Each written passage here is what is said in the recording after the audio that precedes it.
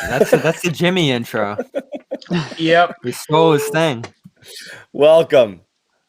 That game ended exactly how it should have. I mean, just awful ending. Just you couldn't have had a worse ending to a just awful second half. Most everything was bad. Yeah. About But the way it how ended that with game ended. your two star players running into each other and limping off the court was about the worst case scenario you could ever imagine. The Just when you visual thought was the game just couldn't get nuts. worse. Same injury, same expression, hitting each other at the same time, and the two most important players on the team. Do you think these things, and they always happen in literally the last minute of the game when it's pretty much a wrap. Yeah. When this stuff happens. It was Do you think over. Tatum got a little 126, jealous, 119. and he was like, "I'm walking off too." Both of them saw the writing on the wall at the end of the game. Like, yeah, I'm not gonna play the end of this game here. Well, Brown definitely looked more hurt. Yeah, Brown he looked walked more off hurt. on He both was. legs. Yeah. I think, fingers crossed. I don't think anything happened to Tatum really. I mean, it hurts when you get, it's like taking a hockey puck to, it's like it hurts. Who knows? That's okay. I The know. good thing is they've got an extra few days. I mean, they don't play again until Wednesday, so that's the one silver lining in all this. It's not like this is the front end of a back-to-back where you pretty much know they wouldn't be able to go. So they've got a little bit of time to get healthy. But, man, the Jaylen one is the one I'm really concerned about, though, because, again, he was a game-time decision coming into this game with an injury. That's basically what he's dealing with now. Yeah. So I'm curious if they're seriously giving some thought to shutting him down for the playoffs or playing game, whichever. Or just tank. I'm just kidding. But the Jaylen's also a bit of a soccer player with these injuries too. So like I always want to wait and see. He's down on the floor. He's holding his face all the time. Like, he's slow to get up. I don't know. He's been banged up all year. He's usually fine. Yeah. So we'll see here. I'm hoping that was like banging knees instead of an ankle tweak. That looked like banging legs. I didn't even see the knees hit, which is a good thing. Yeah, I honestly think they whacked shins. Yeah, no, which hurts. Which hurts. But that's the kind of thing that you're like, fine. You know? Right, exactly. It like hurts. you come off the playground for a little bit and then you go back. That's why they make you wear shin pads in soccer, because you get kicked in the shin and it freaking hurts. I'm looking at the replay now. Hope you guys are right. Like Jaylen, Tatum, and the Portland guy, all three of their feet all got landed at the same spot at the same time, and Jaylen never cross the streams, guys. Don't cross the streams. We know that. Just watching Jaylen go off, he put full weight on his leg before he decided to hop. It really looks like more shin than ankle, or than knee, or something twisty, sprainy. That's best case scenario. That's where we're going with. They bumped into each other. It hurt. They got an ouchie. And he's fine. That's my vibe. Hurt legs and hurt feelings. We'll see you on Wednesday. That's what and why not leave the court after this one? Because just a real shit close to the game. And so look, I don't want to overreact to the one thing. One other player left the court too. Yeah, so that's where I wanted to start. Nice. Because I'm kind of confused by this. I want everybody else's reaction first. The whole Smart situation. Marcus Smart. Offensive foul on Nurkic, Smart with a little sack tap, technical. I guess one technical tosses you. I get it. Smart is like persecuted, and why did one technical toss him? I didn't understand. I don't know that. I don't know. They always have the it's within their authority. They can do it. Hit you with one or two. They can toss you for one. They can toss you for two. This is a single infraction, but it was so that I'm going to toss you out anyway. See, everyone seemed to think it was a flagrant too. Anytime you attack the sack, they're going to toss you at this point. Anything that resembles attacking the sack is going to get you a toss. And again, I think they did the Celtics a solid by only having one technical attached to that, because they could have hit him with two and the automatic tossing, but they only hit him with one and tossed him anyway. But Smart wasn't having a good game even before that. No, he wasn't. This was it was a raging against Marcus Smart sort of game. And so, but here's the thing. So Twitter goes full outrage mode over it being an unfair ejection. That's great. You're right. It might be a little bit harsh because he's Marcus Smart. Maybe don't hit a guy in the sack. I I thought he, late in the game. You know what though? I watched the replay a few but times. it was pretty. It didn't. Questionable. I don't know. I mean, like he did a pretty good job of making it seem like he didn't mean to. Right. Yeah, exactly. Right. So it's like in that sense, maybe ejection was kind of like unwarranted, but in the other sense, it's Marcus Smart. He's not going to get the benefit of the doubt. He's found himself in these situations many times over the course of his career, and I think the refs were just like, "Yeah, you're gone." He didn't even argue it. He just bombed out of it. That's what I was just about to say. He didn't even seem like that. Like surprised. Well, I mean, it wasn't a great game for the refs, but he didn't. He was like, "Yeah, I did. I hit him in the sack." And he knows that whenever you do something like that, there's a high probability that you're going to get tossed. So, that's why I think he was just like, "Yep." He saw the screen coming and was like, "Damn." Yeah, and he tried to fight through it, but you can't attack the sack, man. Isn't there a world? That's the thing is, so yes, maybe it was light. Maybe it's Mickey Mouse. Maybe they came down on him hard. Maybe don't do it. Yeah, that's it. That's what it comes down. I mean, it was a foul on Nurkic, though, wasn't it? To begin with, so that's what makes it all the more strange. He was moving, he slid into that position, and they just had a hard collision there. Shouldn't have had his nuts there. I mean, it was a foul on him. If he wasn't moving his body into that position, if he wasn't moving into it, because that's the thing that I think that's the thing that's a little bit frustrating for the Celtics is that Marcus, what he did was wrong, but what he did would not have happened if it wasn't for the illegal screen. I call it technical and don't eject them. That seemed like the answer to me. Yeah, but to John's point, the refs this was not one of their shining moments. No, I'm thinking specifically about the tip in that Tristan had that they waved off. Tristan was so in real time. That was so obviously off the rim. You could see it in real time. It wasn't even close. And that became a 5-point play that they never recovered from because they would have taken a lead on that. That was a 6-0 run right after that. That was such a bad call. And that one hurt. But fine. Take the refs out of it. We still have to look at just late game execution again. And this is so surprising, with Tatum coming off a 60-point game, 24-point first half, literally couldn't miss. And then that little stretch. And the most amazing thing is 0 turnovers in that 60-point game, which was crazy. Right. I didn't even really realize that until today. And then that stretch there where, just falls asleep on the Melo 3, tries to force a shot, gets blocked, doesn't get back on defense, turns around looking at a ref. Powell goes and scores a layup, 7-point lead, ball game. Whole friggin' thing is condensed in those 2 plays. That's it. It's a 2-point game, and then it's a 7-point game just because of that. I was a massive break. I mean, you just handed the game away in 10 seconds or any shot of it. So late game execution and those breakdowns, how in the world do you leave somebody that open for a 3? And I'm pretty sure that's Tatum's rotation over there. He just got lost. Looked like it was. We talked about this team's inability to handle adversity all season. And this game was a prime example of that happening.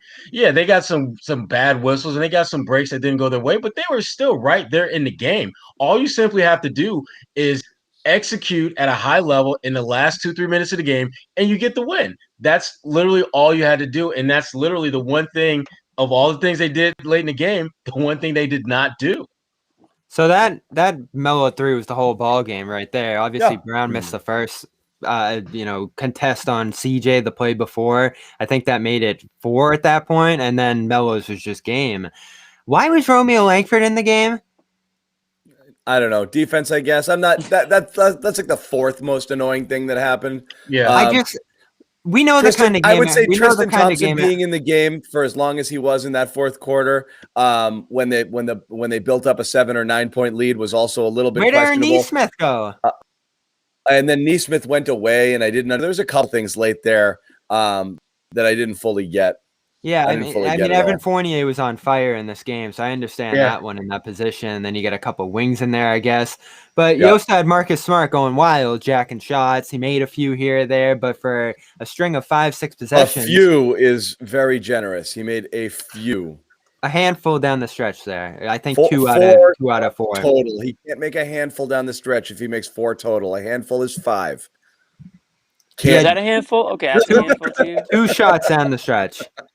Then he rimmed out that 3. Man. So that was the stretch where he really took over. And no one else was getting touches at that point. And I thought his distributing was good early, and then he was just taking those shots later. So that's the guy I probably would have pulled for a Nesmith. And ultimately, he got pulled by the refs, and it was Pritchard who took a good charge. And then Pritchard came right out for Langford, and you had that miscommunication, which I don't think was on Langford, as you said, John. But again, why are you putting a guy like that who hasn't played in about 3 games in crunch time? A weird spot. I'm not sure what Brad was thinking there. It's been happening all season. Yeah, some questionable stuff down the stretch, both in terms of, who was playing, the rotations, and then just the execution was terrible. So you're not going to fault them for being. I mean, this was a ridiculous game. I mean, for the first half was about as fun as it gets with everything going in, and then Portland came out and they were still hitting in the second. The Celtics went a little bit cold, and fell behind. But all of that stuff we mentioned, turnovers. Totally winnable game. Turnovers for sure. You just get so used to those turnovers too at this point. It's like, the ball's flying out of bounds again. Just bad, really bad ones too. I mean, really bad. It's not ones. These aren't pressure turnovers. These are just bad, sloppy turnovers. You're just like, you turn around and you just throw it 3 feet to the left of a guy who was standing at the 3-point line. Like, just bad passes, forces, just jamming it into places you just absolutely don't need to. Again, nothing caused by defensive pressure, almost none of them. Because certainly Portland's not applying defensive pressure. Right. They're giving you a free run. Throwing it away against this team is inexcusable. Yeah. I mean, this team isn't talented enough to just kind of walk out there, make mistakes, and be able to, frankly, make up for those later on. They're killing themselves. Most of the time. And that is what makes me nervous about this team going into the playoffs. People, talk about, the playoffs is a completely, that they need to have momentum. And it would be great if they had momentum. But this team doesn't seem like they have the wherewithal to get their shit together for enough of a run where you can feel confident that they're going to play well in the playoffs. It's crazy how this team is. Yeah. This felt like a lot of losses this season, right? This game, yeah, totally. This felt like except it was entertaining for half. This felt like it could be the end of the season. I mean, there's 7 games left. If those injuries go some way, then that's it. I mean, they're down to 7 now in the East. So all that excitement from Friday just went right back into the play-in tournament. I don't think those injuries. Again, we'll see here. I don't think we'll see. I mean, I think they could go either way. It's amazing. Brown's stunned. The one I worry about. I think Tatum will be fine. Brown's the one that I think we need to keep an eye on. Well, listen. The game on Friday was masked. It was we said it. It was a poor game from a team standpoint. It was masked by an unreal all-time performance. The issues are still there with this team that were there Fridays as well. And there was, some people were saying, Josue, that they can build around this game. They can build around this win. This is the type of win that they can rally around Jayson Tatum and just go, and then get some momentum and go into the playoffs here. It's like it doesn't really work that way. It was Who listens to Josue? It was a really really good performance. Wow, that was needed. Damn, Josue. Yeah, Josue, who's not even here to defend himself, guys. So come on, you can't call out from a Zoom from your living room, okay? Come on. But the issues are the issues. They haven't gone away. You're gonna catch some shit because Tatum got hot and went 60. And again, Tatum had another great night. Offensively. Started. Yeah, his second half was totally different.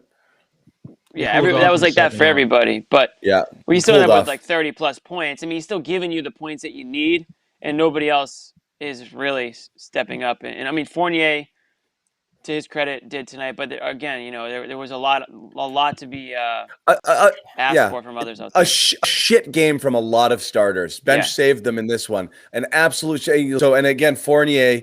What the Fournier thing was stunning, right? Okay, Fournier can't figure that guy out. Oh, Fournier looked this was Orlando Fournier. He started to find that shot in the third quarter. No, but it wasn't just the shot; it was the movement. Like he had a couple of he looked. So even though he knocked down a shot or two, or he looked a little bit more in rhythm last game, he was in the molasses. He was moving so slowly, and then this game, all of a sudden, he's just more spry, that drive in the lane and the fake and the crossover and the spin, like just stuff, and just the way he was stepping into the shots super confidently, sidestep, up fake. I mean, he looked like he was like 2 months later in his recovery from where he was.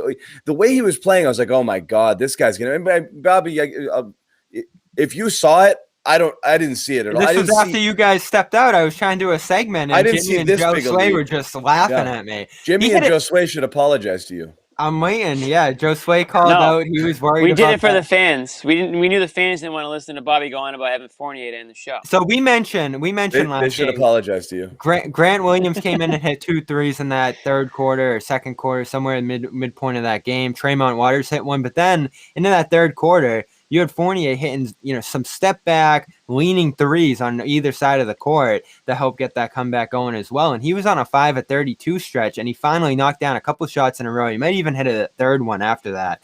So that was so important to me, because for a guy that wasn't even close, he was able to string together a couple shots there, and then he brought it into today. 7 straight makes in this one. It was all about shot making, on the ball, off the ball. Fournier is a guy that I'm getting the sense that he's only going to be adequate defensively when he's making shots. His offense will help his defense. He's one of those guys. This was one of his better defensive games. He made multiple hustle plays on multiple possessions, something we have not seen from him at all. I don't think it's a coincidence that the night where his shot is falling just so happens to be the night where his defense actually looks decent. I have mixed feelings about that. If he's coming off my bench, which when they're at their hole is where he'll be, you can live with that. But damn, he has to be able to be engaged defensively, regardless of whether he's making shots or not. And that's my concern about him going into the playoffs. When he's making shots, that's great. The team is doing well. Everyone's happy. But that shouldn't be what, frankly, drives your defense. But as it turns out, that's kind of how this team has been without him. Think about Tatum. Think about this team. Their offense, when they're making shots, their defense is so much better. Yet when they're not making shots, their defense most nights is trash. It's a great point. Right. You saw that aggressive steal and finish that was so important in the fourth quarter after all those shots went through for him. That was a Marcus Smart Cobra strike sort of moment there from Fournier. You didn't expect to see that. No. I love it. He's a guy that can kind of, depending on how many games Brown and Tatum possibly miss here, lead that offense. Take a bunch of shots, play make. You feel a little better about having him in there and looking capable as a mover and as a dribbler and all this different stuff. He just looked good. He looked good in multiple different facets of the offense, which is what stood out to me. He pulled up on some shots, fast break makes, a drive to the lane down the stretch of this one as well. So that's what still is encouraging about him and his fit with this team to me, is that he can get it in a bunch of different ways. So, Bobby, someone in the chat is asking for you to analyze the defense here. Was this bad defense or good offense in the first half for Portland? For the Celtics, really all game. So the other team puts 129 spot on you. Yeah, there was defensive breakdowns late that we talked about, but over the course of the game, was this more hot shooting or just simply not challenging the shooters enough? I think those Nurkic dives bothered them a lot. Yeah. Those were Thompson had a tough time dealing with those. He's obviously a guy who hasn't contested well on shots above the arc and the pick and pop this year and that kind of stuff. Guys bouncing around screens. So that was the first thing. And that's what you saw happen with that Romeo Tatum exchange there. He dove down, took Rob with him. Rob wasn't able to help up top, and those guys got lost. I saw that happening throughout this game. And like you said, this was probably Tristan Thompson's worst game since his comeback from COVID. Yeah, he was bad. So he wasn't impacting the ball. I don't think Marcus Smart bothered Damian Lillard the way he did last time. Sometimes offensively, Bobby, doesn't he look like he's 6'3" in the lane when he gets the ball and he's like about to go up with it, and you're just like, oh God, don't shoot. Again, though, I'm more worried about his defense. Like, oh, come on, little guy, kick it out there. Come on, buddy. Yeah, no, you need him to be competitive defensively. He had a couple of moments as well, but yeah, that's what rounds out his game. It's just it's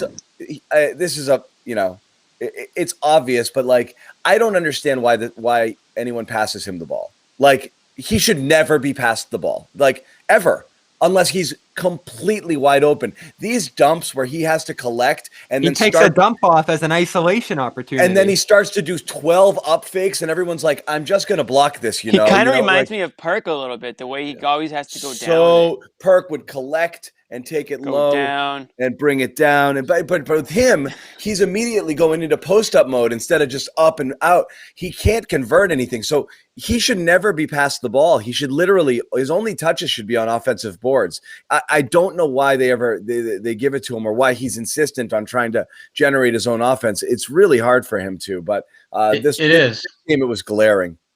It is, and you know, when you look what defenses do when they see the ball going to the post to Tristan, they do the same thing that we're doing. Nothing. They're not going to react. They're not going to double. They're basically, their mindset is, let's think about crashing the glass or get back and run our offense because we're about to get this miss and we're going to be off to the races. He has to be smarter about that, and you're not going to change how he is as a player, but damn.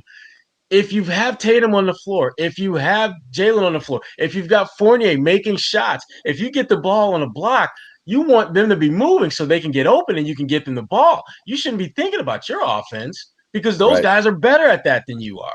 Play your role. Do your job. Let me throw a quote out at you guys right now. We were talking about Evan Fournier feeling better and starting to get it. Fournier, after the game, asked about how he's responding to the aftermath of COVID. I've been feeling really weird, to be honest. I feel like I have a concussion. I feel a bit better, but it feels like everything is going too fast for me. Sometimes I struggle to focus, and my depth perception is really bad right now. You see it, all right? That's exactly how he looks. That's bad. That would explain a lot. That's very bad. That's how Bobby just nailed it. That's how he looks out there. All his shots are like coming up short. I mean, guys, slow to everything. It explains what we're seeing, but that raises a million more questions. How long is this going to stay? Is he ever going to get back to Orlando, player that we remember seeing? Or is this – I mean, are the Celtics stuck with some damaged goods now? Is he ever going to be able to really help and contribute the way they thought he could? I feel like his bald spot has gotten bigger too. It has. I think he needs to do something about his shave. Yeah. Is it possible, Jimmy? He needs to go all in. Is that a COVID side effect? Go all in. Go all in. He needs to commit to the bald. Sherrod, one day Sherrod was like, I got to do it. And he just went and did it. And you know what? He looks better for it. And Fournier has to do the same thing. Sometimes you just got to just say, forget the runway. We're just going to go with flat land. Flat land. Let's get away from the runway. Flat land this bad boy. That's it, man. It's always commendable when you take that jump. Or go the other way. It's hard not to call look Dr. at it, right? Leonard. Maybe you should call Dr. Leonard. It's got to be no, not until we get. You don't mention it until we get a sponsorship. All right, we spoke to those guys. Yeah. Okay? Zip it. Oh well, in that case, yeah. Zip it. You don't go there. I never even heard of that. You don't go there until we send you there. All right. That's right. Jimmy putting all these snacks on the air. Damn, man, no free ads. Damn. No, Jimmy. Yeah. Thinking? Right. What the hell was I thinking? Let's think. Of maybe he already is a customer. He probably already is. That's why it looks so bad. Let's think of where this team's at. Kemba Walker's hurt. The Jays are hurt to some degree. Fournier feels like he has a concussion. And Rob and Thompson are kind of out of it right now. There's 7 games left until the playoffs, and there's no momentum going toward it right now at all. In fact, it's just the opposite for this team. I think we've kind of seen the season been written at this point. There is no such thing as momentum with this team, and there never has been. It is literally one step forward, one step back. Yeah. Right. And that's the scary part for me about this team because they have not really put together any kind of flow or rhythm that gives you confidence that they can snap out of this. This isn't like the Lakers last year when they went into the playoffs. They lost 5 of their last 7 regular season games, but you knew that once the playoffs rolled around, they had their body had worked out the regular season, gave you confidence that they were going to figure this out. The Celtics, their body of work, no, not so much. They've they have played lately the way they played all season long. 1 minute you are giving them their props and giving them their flowers for an awesome, amazing effort and performance. And then we see this. 18 turnovers, blown opportunities at the rim. And yes, there were some bad calls that went against them, but adversity is part of the game. You know that. They have to figure out how to be, as Brad likes to say, the best version of themselves. Because right now, we don't know what that is. And if we're going by what we've seen, the best version of them is mediocre. And this mediocre basketball. This is what sucks is my hope 10 games or so ago was Fournier gets back from COVID, Romeo's back, plays his way in, Bari, you work him in a little bit, everybody's as fully healthy as they're going to be, and you might actually be as close to, again, we keep using the same expression, the best version of yourselves, but the best version of what this team could possibly be, at least from a health standpoint and from having integrated everybody as much as you possibly could, given the fact that they haven't really played together as a full unit the entire season, and they just can't friggin' do it. The Fournier COVID setback was friggin' huge. Now you got obliques and this shit with the knocking knees now. It's like you can't get out of your own way with this stuff. Can we at least get 2 games where every single person is close to 100% as they could be? Impossible. And that's the story. So that's the story of the frustrating. Season. I know we'll look back on this year with a lot of gripes and second guesses of coaching and performance and all this different stuff, but ultimately the big overarching thing was a lack of availability. And then you look at the roster and how it was built, but this level of absence, I don't think any amount of depth would have made up for. I mean, the bench was pretty good today.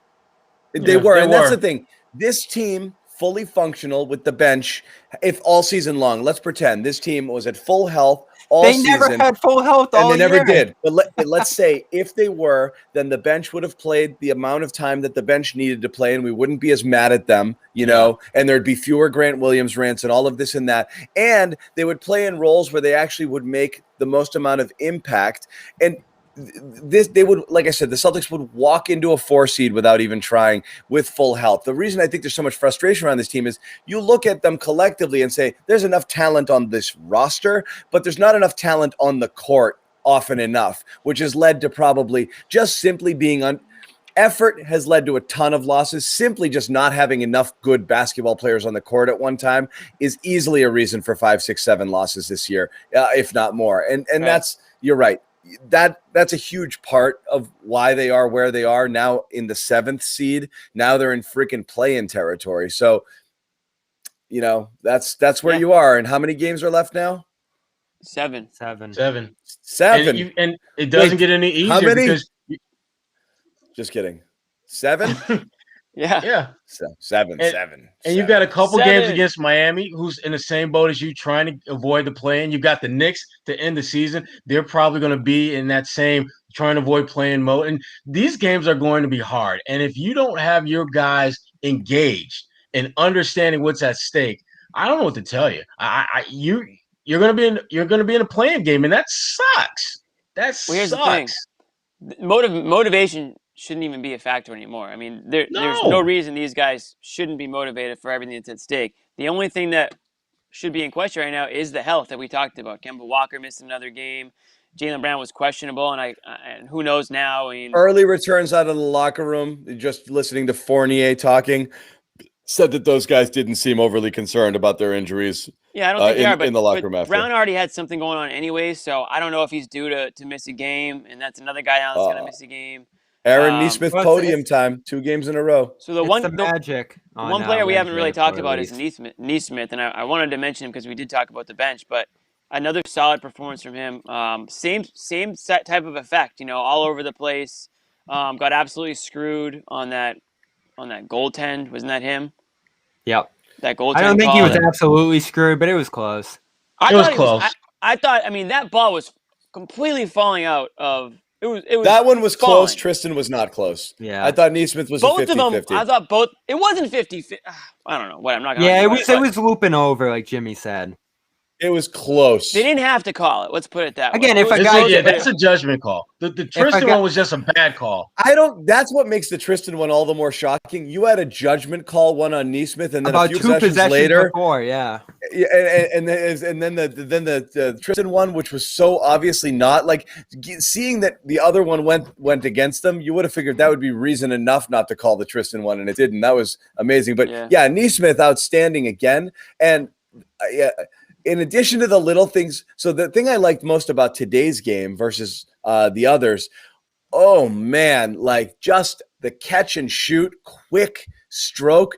It looked like, and I swear, didn't it feel like early in the year he got a little hitchy with the shot. It looks much more fluid now, but the release just looks better and quick, and it looks like it's going to go in every freaking time. It just looks really pure right now. And again, does, right? I mean, there's something about it. It just looks like he's just. It looks good. So he had 3 of them. He looks like a guy who knows that he can make that shot, and it's just simply going off of muscle memory. I'm going to shoot, let it fly. It's going to go in. That seems to be where he's at now. Before, it was like he'd catch, he'd think about it. Yeah, I think this might go in. Right. Yeah, should I shoot? Should I do it? And then you hesitate. But I love that early they ran a set right off a timeout for him. That was the stuff we were begging for earlier in the year. Right. You bring him out there, get him involved. And you did it with Romeo, which I loved. They bring Romeo in and they run a set play and they get him an alley-oop and an easy bucket early to get him to feel like, okay, good, I'm doing something positive here. That was great. You want to involve these guys early when you get them in. That we were dying for Brad to run a few sets for Nesmith when you would enter the game to let him get loose with a couple of those shots, and he almost never did. And so he's just sitting there dying, standing at the three-point line, and no one will pass to him, and he's not moving, and he just didn't do anything during that little audition stint that he had earlier in the year. So I love that he comes in, and immediately they run him off a screen, boom, catch, bang, knocks it down. And he was off and running. It was a great game. Yeah, a mix of those set plays around the screens. And you see that Thompson did it for him yesterday. I believe it was Rob who set him up in this one with a high screen above the line, running into it, catch and turn, shoot three. It seems to be his favorite play. And you saw him do a lot of that at Vanderbilt too. So that made it all the more shocking that they didn't put him in those positions earlier this year. I asked him about that pretty early in the season. He's like, you can't expect a lot of plays to be set up for you as a rookie, blah, blah, blah, blah, blah. But it's just about best using these guys for what they're made for. It's nice to see him just hitting straight up catch and shoot threes too. That was an area where he really struggled early in the season. All of it is good. But yeah, a ton of it good. He's shooting 56% from three now in his last 23 attempts from outside. So he's on that red hot streak we were expecting from him at certain times this year. Getting to the rim as well. Some mid-range shots over the last 3 games that he's played well in. And again, the rebounding. I don't think any of us expected him to be a high-level rebounder, but he's doing it game in and game out at this point. He should have been the guy off the bench when Smart got ejected. I don't understand that one. That was surprising. Actually, there's a comment here. Somebody had asked, and I can't find it. Otherwise, I'd put it up. But kudos for mentioning it because it's interesting. Start Nesmith, put Smart to the bench if Kemba was healthy. Maybe. I'm just throwing it out there. I'm not saying we do this. We've done this before with Pritchard. We did it. I think we've done it with other players. I think you just let Nesmith get comfortable in the role that he's in right now. It's not like he's been doing it that long. Shooting. He can still come off the bench and shoot. Yeah. They still need guys who can score off the bench. And don't forget, Brown. Yeah, you're right. If he plays with the starters, he'll literally never touch the ball. Right. Though I mean, his minutes recently have been with starters. Worse than that is he'll touch the ball and he'll give it right back when he's wide open. Yeah. Which defeats the purpose of being a guy who was drafted to help space the floor when you don't shoot the ball when you're open to help space the floor. Yeah. I like people come off the bench. If Fournier can get back to where he was, I mean, having him and Nesmith coming off the bench isn't the worst first two guys coming off. Those comments from Fournier, holy crap. Yeah, those are definitely troubling. This game, I would have, if I'd heard that 2 games ago, I'd be like, yeah, that makes sense. But he played fairly well today, and he's still walking around like he feels like he has a concussion. That's terrible. Yeah, I still see the movement stuff. I really do. But that also, the reaction time is what I was saying after last game. It's bad. And again, that's not something that's probably going to fully alleviate over the next 7 games. Who knows? It could, but everyone's different. But how long do you think Tatum was in a bit of a fog? About a solid a month. Yeah. Feels like it. Yeah, the way he's playing now. And who knows if it was the same level of what Fournier, his was more kind of breathing, but definitely, like Fournier sounds like he's just, in the, fog in the brain right now, which, right. The game being too fast for him or him not pace being quicker, that scares the hell out of me because that's your game. I mean, that's why you're on the floor. You have to create tempo. You have to create pace. You have to be in rhythm. And if all of that stuff is off kilter, it's going to throw the guys that you're playing with off kilter because they're going to expect you to do certain things in certain situations. And if if your reaction time is a clear second or two off what it normally is, that's not good for the entire team, not just you as an individual, but for the team. It's a domino effect. People in the chat saying all he needs to do is drink water to flush the COVID out, flush that COVID out of his system. Right, TB12. He'll also avoid any future concussions if he just drinks a lot of water. And no sunburns. Yeah, and no sunburns. Right, for the top of his head, balding head. You actually, there's special fizzy concussion water I think you can get from TB12, anti-concussion water.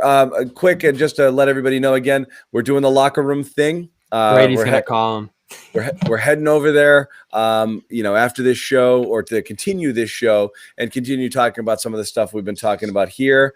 How'd it go last night on Locker Room, Sherrod? You did a show with Max. It was me, Joe Sway, Max, and our guy Nick. It was good. Max was trying to get Tatum and Brown to beat some people up. I was like, wow, it's getting violent. Yes. Find a little badass in you.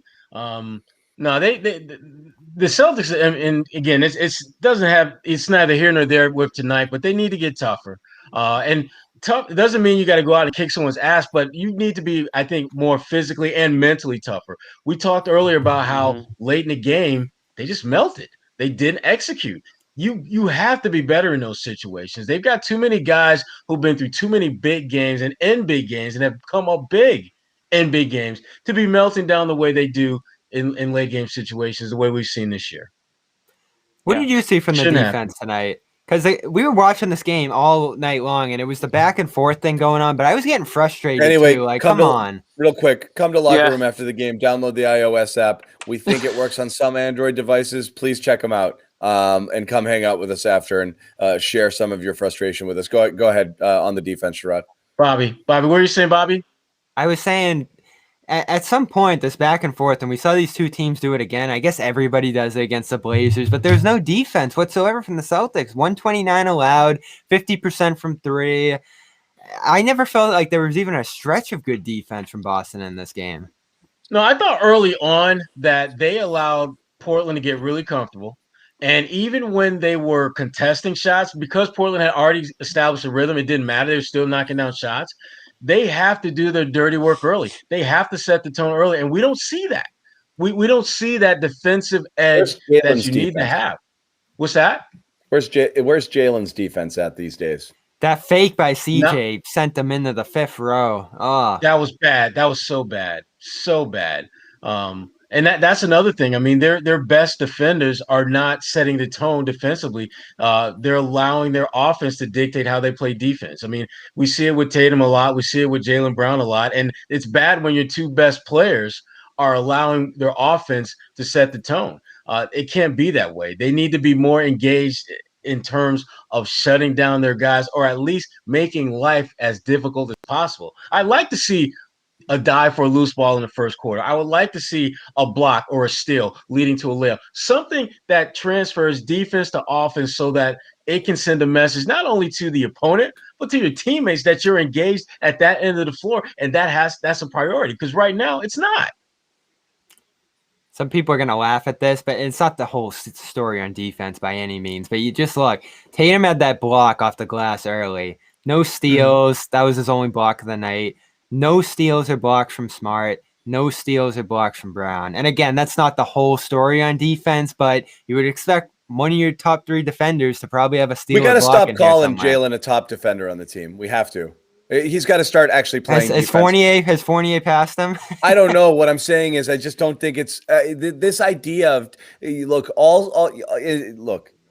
Nobody's His reputation's ahead of where he is. Yes, exactly. No one's going to question Jaylen's made a leap offensively this year, and he's been an efficient scorer, and he's an integral part of the team. But every time people come to the defense of Jaylen Brown, you're consistently talking about him as a two-way player. So when you bring him up in a hypothetical Bradley Beal trade or something like that, it was, well, Beal doesn't play defense. I got news for you. Jaylen Brown at this point right now isn't really playing defense. Not the way he's supposed to be, or that he's supposedly capable of. Now, maybe it's a knee. Maybe it's the thing that's been bugging him. He's a step slow on it. I don't think so. I think it's more a matter of focus and effort, where it's just he's not focusing as much in that part of his game. As Sherrod said, the offense is setting the tone for the Jays most nights, as opposed to starting it out with the defense. So I just don't think you can call Jaylen sure, he's got moments where his athleticism and his effort are going to make him a very capable defender. It's just not consistent. Sure. And overall, he's become very average defensively, which is too bad because, you go back and you look at just where he started with the Celtics and where he was after a year or two, and it was clear that he was trending in the direction of being an elite defender. Yeah. And then, as his responsibility to be more of a scorer increased, his level of defensive impact I was just going to say that. But, so his shot started to fall. Yeah, but that's the thing. The guys he guarded, their shots started to fall. Right, exactly. Does one make it so you can't do the other, or do you start to think like, no, I'm a superstar because I score a lot now, and I am now defined by my offense, and defense is for up and coming chumps that haven't made their bones yet in the NBA, and now I've made my bones because look at me, I'm an all-star and I score. Yeah, it's hard. It sounds mean, but it is what it is. Like you get to. No, it happens to everybody, but usually it happens later than this. It happens later. Like Kawhi Leonard isn't drawing that critical assignment now. Kawhi Leonard made his bones being a friggin', a phenomenal two-way player. Later stages of his career, he's not out there chasing Tatum around when those guys play. That's not his assignment. It's. You're right. You get kind of that privilege a little bit later. LeBron not locking down every single guy like he used to. LeBron used to basically say, like, who's the best player on that team? I'm going to guard him, whether it's Rondo or a center. Didn't matter. Early in the career. And again, you get later stages, you don't do that as much. But this is you're right. It's a little early to be kind of saying, like, I'm done with defense now, right, guys? Yeah, the thing with them and Tatum in particular. Yeah, Nesmith, you take him. Yeah. This guy's all energy. You can run around, right? Exactly. Tatum in particular hasn't had those off nights, hasn't had any rest within games, so you understand his regression on that end just from the sheer amount of offense that he has to put out every single game. Brown's had a couple off nights, but he's legitimately hurt all year long, so that's probably hit him in some type of way. The guy we've talked about all year is Smart. Like, Smart has increased his workload offensively, but not enough to the point where you look at the numbers still. You could be listening, Bobby. Choose your words. He's right behind me, isn't he? We got to do a Smart segment, guys. I'm sorry. He's right behind you, Bobby. Put up the graphic. I'm sorry. If we get a phone call, we get a phone call. This was a bad game from Smart, and he's having on a string of them now. Too many threes, not enough. I'm glad you said it. When I say it, nobody takes it seriously. No, but if you look back on and we've seen this for probably 6-7 games in a row now, starting against. You thought he was hurt. You said, he's probably going to miss a game or two. Well, that was on Friday, but back to the Warriors game, he shot 11 threes in that game, 1 of 5 the next game against Phoenix. He missed that Chicago game. Was he sick for that one? I think that was when he wasn't feeling well. 2 of 10 from 3 against Brooklyn, 3 of 7 against Charlotte, 1 of 10 against Oklahoma City, 1 of 4 against the Spurs on Friday. And then tonight he comes out and took 7? Took 3 of 9. It's the stuff he keeps going back to on the offensive end of the floor. Shot chucking, taking over the offense, and then the defense suffers. Chucking. It's not rhythm threes. Again, we always talk about it. Through the course of a game, of course, you swing the ball around. Marcus Smart is open. You want him to take the open shot. But late in the game, he just dribbles up and decides heat check time. I'm 2 of 8. Let's see what I've got. And just chuck one up there. And that's the one I texted you on. I was like, okay, my Marcus rage is starting to, it's rising. Like, and that's again on the Brad stuff. Like, my goodness. He had options to take him out tonight. He did. Exactly. You got to say, dude, come, let's stay within ourselves here. Like, that's not what we're out here to do. But no, it just doesn't, He goes out there and he sees like all these other guys doing it. He's like, oh, cool. Right. Threes. Right. He closed the game with a turnover. He made a 3. He hit a floater in the lane and then missed a 27-footer at 117-111 after CJ had made that pull-up before. And then he got ejected. This was kind of a Smart game to me. 7 points, not 8 again, rebounds, this 1 comment, sack tap. how far into this career are we where we need Joe Sway here to talk about difficult conversations. Like someone's got to have that difficult conversation with Marcus to be like, we love you. Everybody loves you. You're a heart and soul guy. You're invaluable member of the team. You're our best playmaker at this time. Your defense is the glue that keeps us together. There are so many ways you can impact this team in a positive way. Just if you would possibly consider not chucking 10 threes a game. And thank you sincerely, everyone. And that's it. Everybody it's not signs that the card. hard. Yeah, right. We all sign the deal. card. Please, we love you. It's great. Gift Please card stop to, doing that. Dave and Buster's or something in there. He was and on just a really be done with it. He was on a really strong run for a while after that. After that Charlotte win, where we were talking about him, but I don't know. Yeah, and then I don't know. Again, the ejection. I don't know if he did it or not. If it was good call, bad call, but to get ejected in that spot was tough. It was. But you know what? But it was a clear representative of the kind of night he was having. I mean, the officials pretty much made official what was already happening, and that was Marcus Smart was not there, was not impacting the game. We talked about the shot chucking, and the one thing I've always been able to kind of push back on that with is that, yes, he takes a lot of bad shots. No one will ever refute that. But what he typically does, more nights than not, is he makes plays on at the other end of the floor. He does things that help you win games, but he's not doing as many. He's not making as many of those plays. I mean, he's taking 10, 12, shot chucks, and he's making 1, maybe 2 real difference-making type of plays defensively. When we're used to seeing him make 5, 6, 7 of those, that's exactly the issue. That's exactly the issue.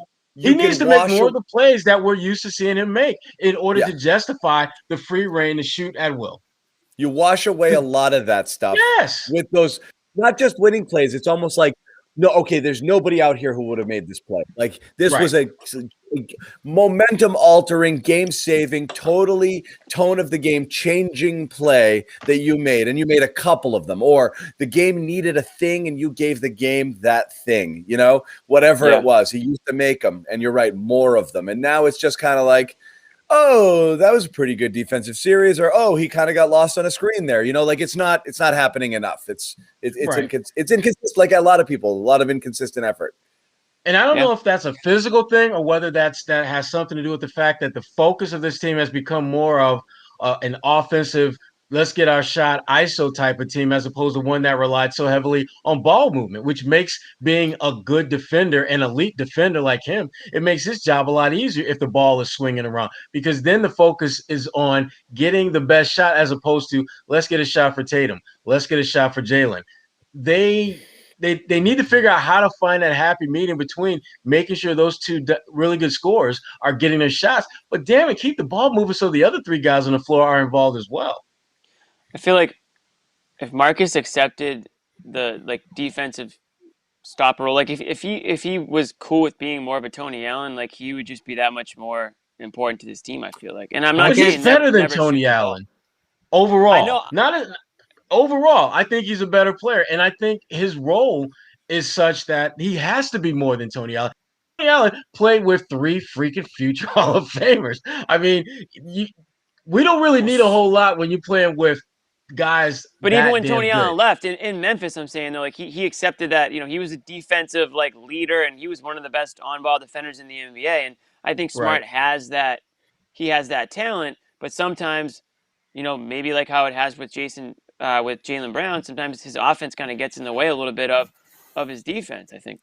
And that's the challenge, though, because when you talk about a guy like Tony Allen, he went somewhere where that franchise took on the identity of him, not the other way around. Here, Marcus is trying to figure out how to continue to be who he is and be authentic to who that is, knowing that the identity of this team is directly tied to Jayson Tatum, directly tied to Jaylen Brown. And he's trying to figure out, even though he's the most senior player on this team, he still has to get in where he fits in, whereas other guys who've kind of been with an organization as long as he has, they kind of become the identity, and he's not. Yeah. Well, one of the things, to play devil's advocate a tad on the Smart stuff due to injuries, the Kemba thing, and Kemba thing, and also just the inconsistent play from the bench. Whether he makes them or not, Smart actually is one of the few guys who can create a shot, or and so he sometimes feels he has to. So I do think part of that is feeling like, I got to do something because there's not enough people out here who will. So you do understand the moments where he does, even though the track record with the team, and I think that magic number is 13 shots, and the record when he shoots over 13 or more is absolutely abysmal. I don't know what the numbers are anymore. When he's under, it's better. But when you have both Jays out there, and in this case, Fournier, even though he's all fuzzy, there's other options. There's a ton of people out there knocking down shots. You don't need to force them. Like, nobody can miss. Just, swing the ball, get open looks. I mean, Nesmith was perfect. Tatum was freaking on fire. Fournier was on fire.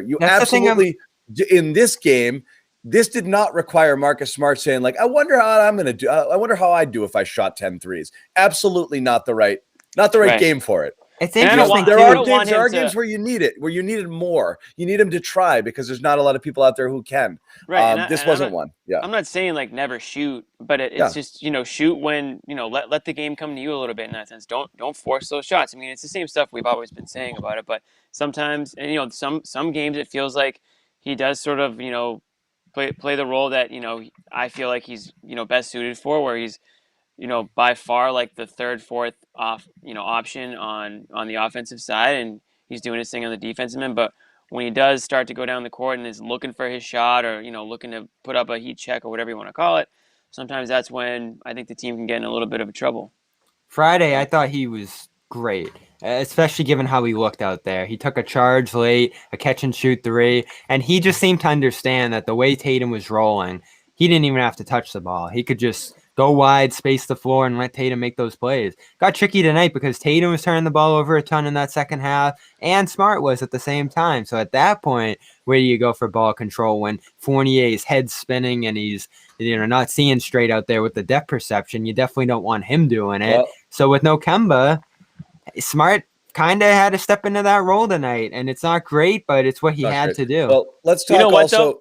Go ahead, Jimmy. I was going to say. Go ahead. Yeah. I think Marcus Smart was 4-14, pretty rough, but I thought Jaylen Brown offensively was just as bad. That's where I was going. Forsey McGee. Yeah. The last two games he's been horrendous shooting.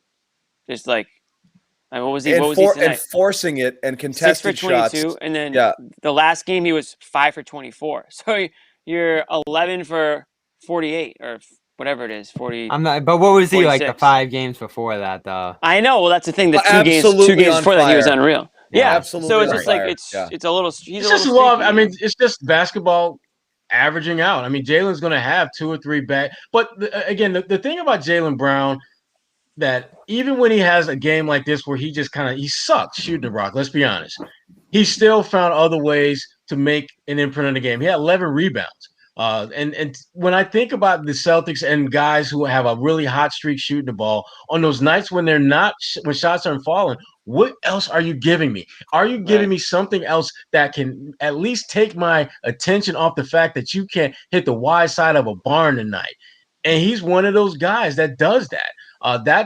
That was my issue with Fournier when he wasn't making shots. He was getting torched defensively. He wasn't making shots. And at that point, you're just a warm body in high tops running up and down the damn court. You are giving me no value. It's mostly low tops these days, Sherrod. Right. But when you're Jaylen, one thing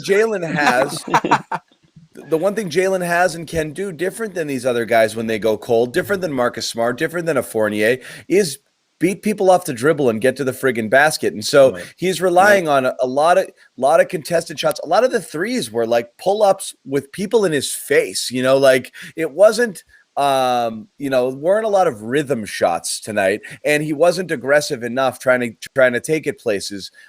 So that's, to me, is when it's not falling, you always have that option of like, screw it, I'm just going to go. Last couple of games, I feel like he's just kind of chucking a little bit. Agreed. Yeah. But if you go back and you look at the games where he had those big scoring nights, he does a lot of shot chucking then too. He makes a lot of these shots. Yeah. What was the injury that he was questionable with? I forget. Ankle. So I'm wondering if he's just kind of maybe avoiding that sort of contact, Maybe, I don't know. that type of a drive, and doesn't want to. Sometimes players might tend to settle for the shot as opposed to taking the contact and potentially. He didn't settle for any more foot. shots than he normally does, Jimmy, even when he's been healthy. I mean, these as Bobby. Unfortunately, this is part of his playlist. These are the shots he's going to take, healthy or not healthy. Right. He's got to be better defensively and on the. I mean, he did a decent job on the boards, but his defense was, and we talked about this earlier. His defense has to be better. This is a guy just a couple years ago that was trending towards really being a top-notch, upper shelf, elite defender, and he's just not bringing that. That for me, if you want to have a knock against Jaylen Brown, because I don't think there are many. I think he's a really complete player. His defense and the steps he's taking back at that end of the floor, that stands out.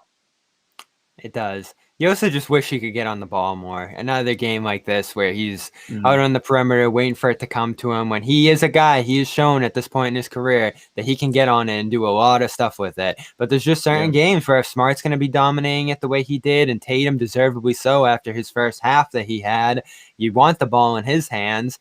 There's just not enough balls at certain points for everybody to get the amount of touches and time and shots that they want. And again, I think he got the amount of shots that he wanted here, but were they the quality shots? Were they the good looks? Was he able to take advantage of the kind of threat that he can be on that side of the floor? For Jaylen, I don't know how many ways and the amount of times we can say it. There's going to be games where he has the ball a ton, and then there's going to be games where we're screaming that he doesn't have it enough. And it's just going to continue, it feels like, with this construction of the team.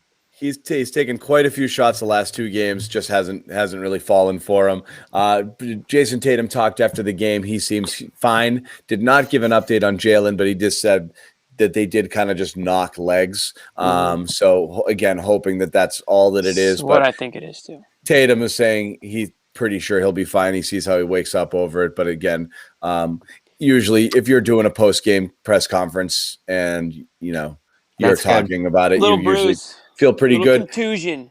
Would like to see Jaylen in there, right? Would like to hear something more definitive on Brown, that it's just kind of a bump, not some sort of sprain or exaggerating a previous injury, but nothing yet. Again, I want to tell people, actually, we're going to be heading over in a little bit. We're going to do the locker room thing. We'll put the link in the chat. Guys, any other leftovers from this game you wanted to talk about before we move it over?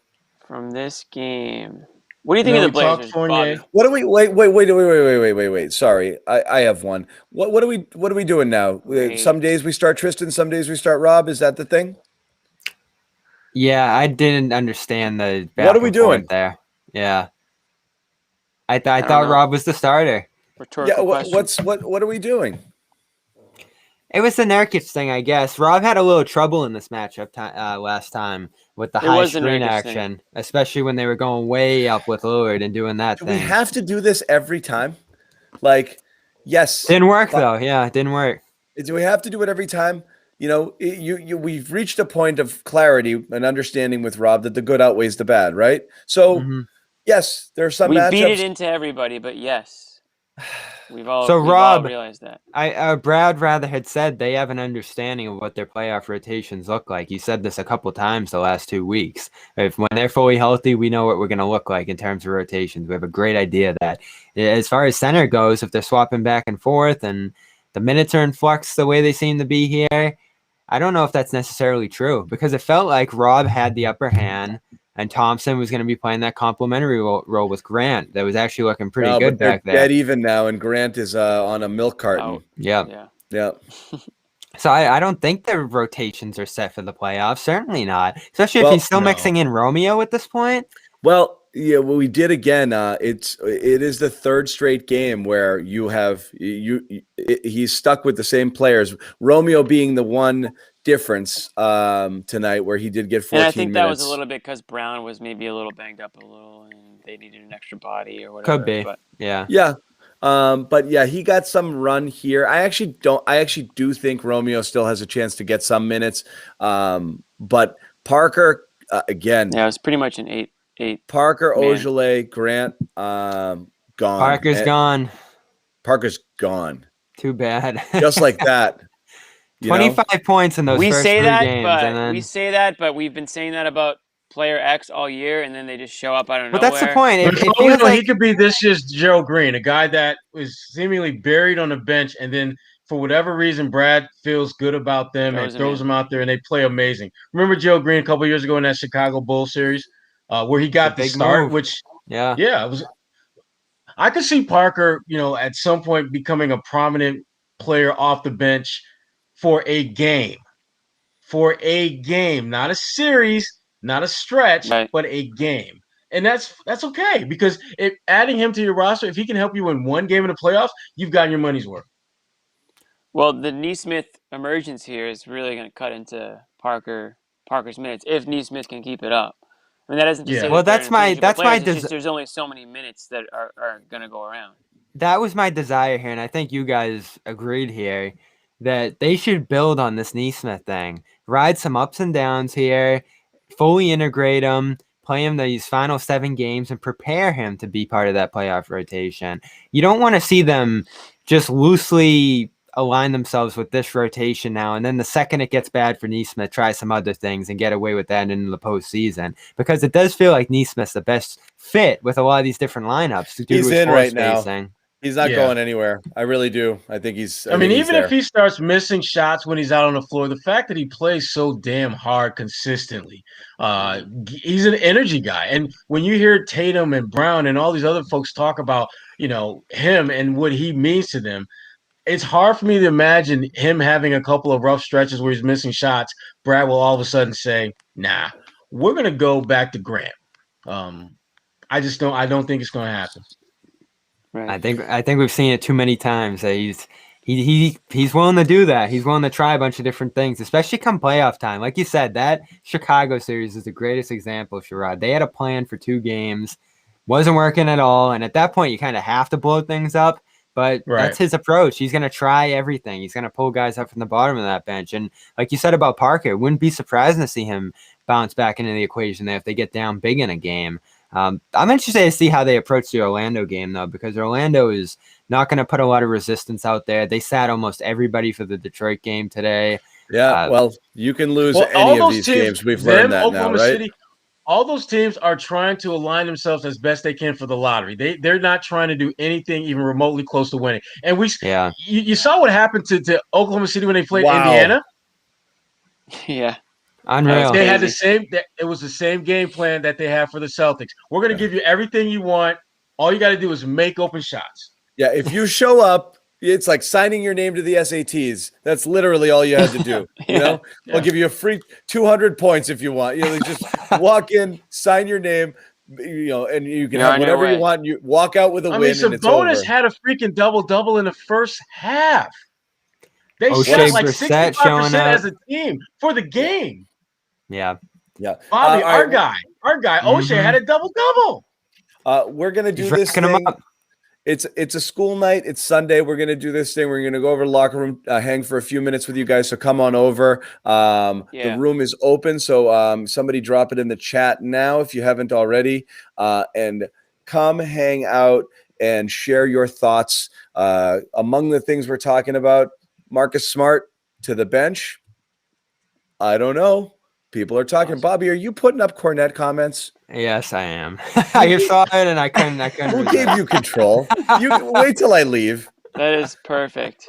Anyway, it's an idea. I know. I'm just kidding.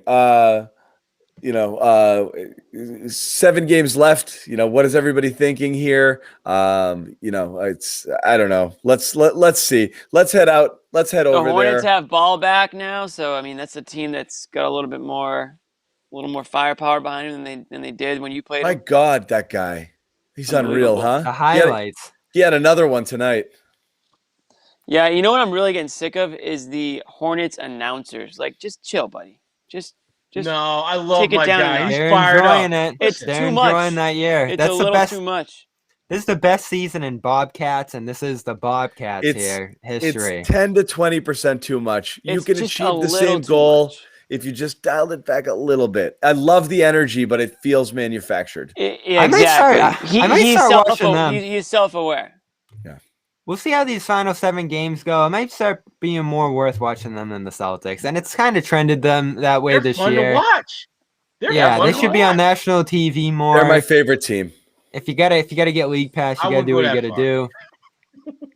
They're up there. They're fun. They as are hell fun to watch.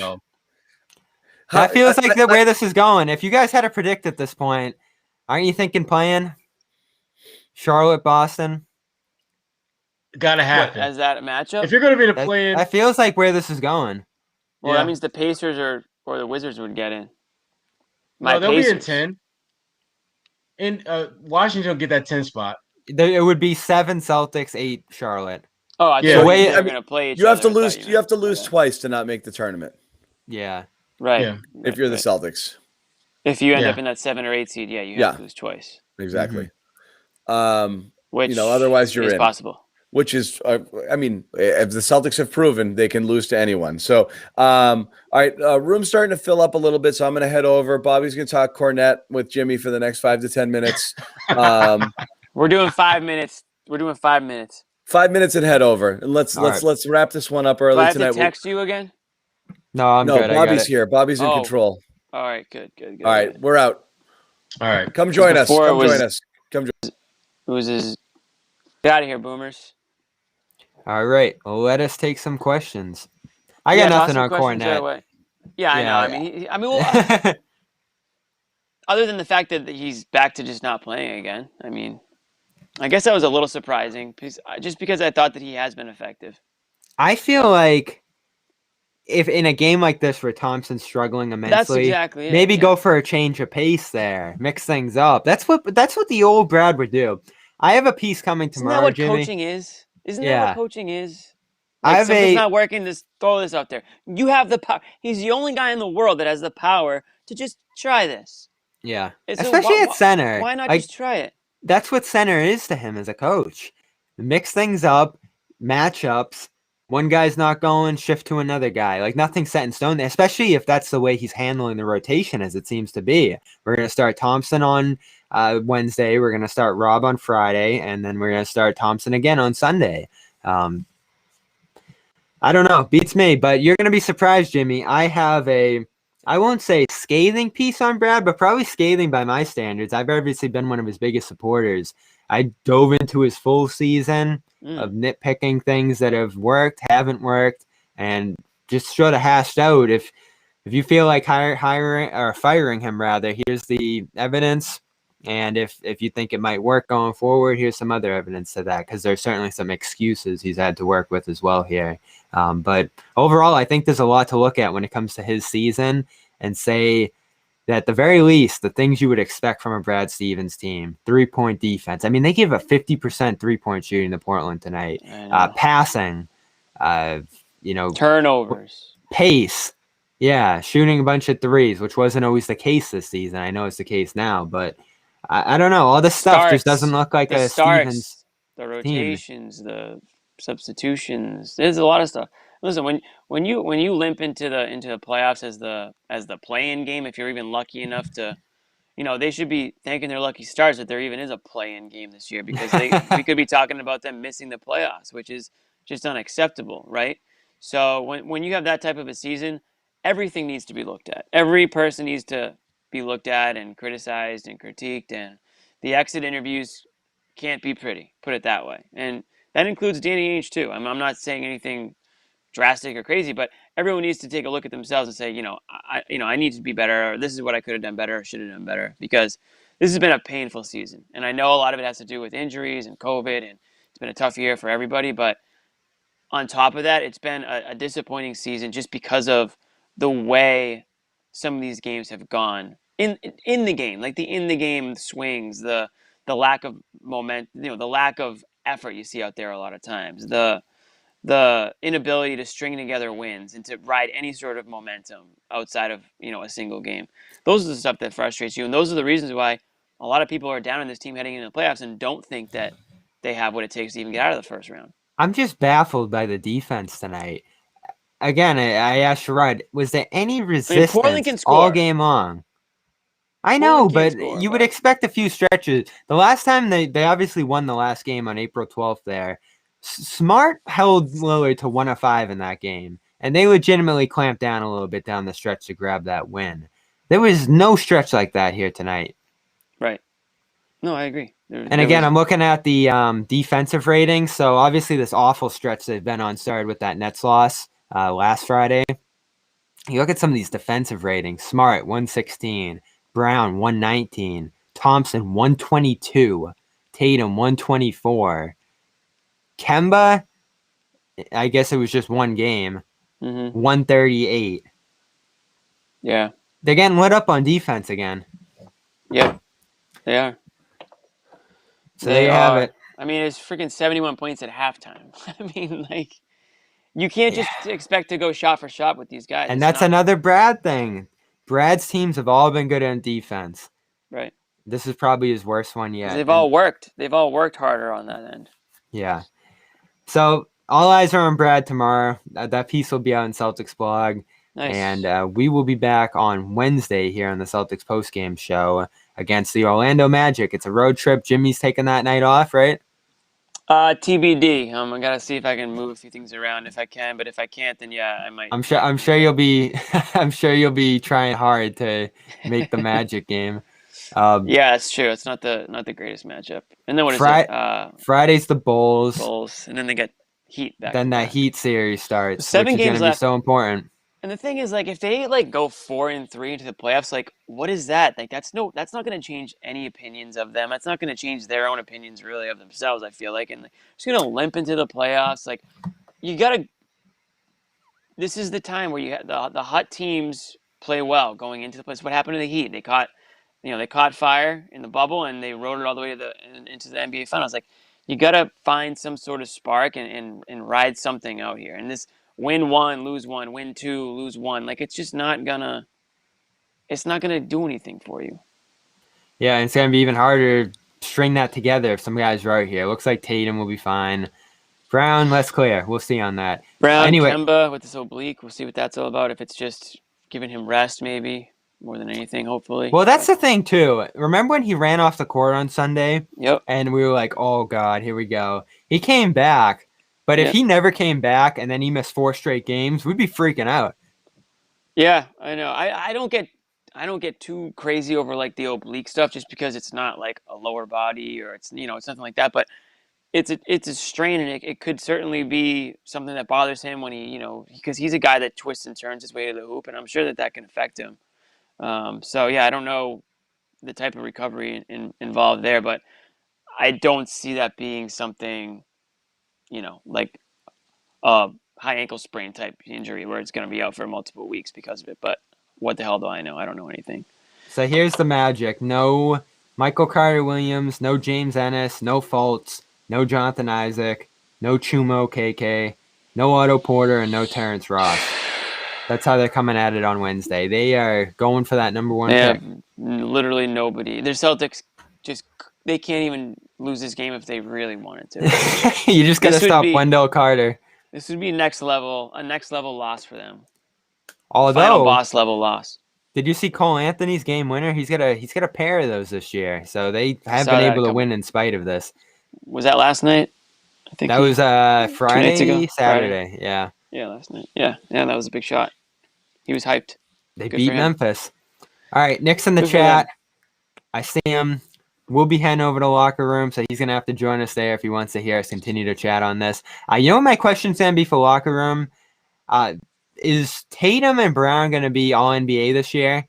Because obviously Tatum's gone on like a big run at this end of this year, and you look at his numbers, they are going to be... I think Tatum definitely is going to make one of those teams. And that's a big impact on his contract. He gets a ginormous boost. I don't know what the exact number is. I'll take that over to the locker room. I feel like that should have been like something that they assumed would happen at some point. It's something to do with the Supermax.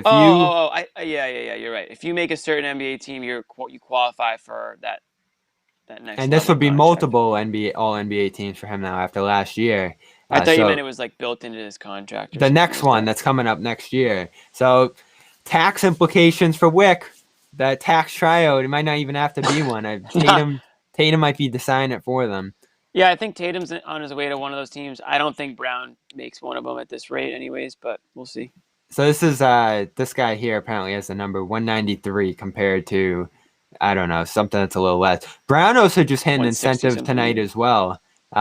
He just got $1 million bump this year from 58 games played, as well as the All-Star appearance. So he hit his incentive. He just made himself an extra $2 million tonight. Wow. So those guys Not are earning bad. their money. Not a bad night. So yeah, we will see on Brown. Next 2 days are off. We're back on Wednesday. Probably be a practice in there or something. So Wow, a rare practice. Hopefully they can learn something. we are in the locker room. We will see you over there. And make sure you subscribe to the Garden Report podcast as well as the Celtics post-game podcast, where you can hear this and the locker room version respectively. We'll see you on Wednesday.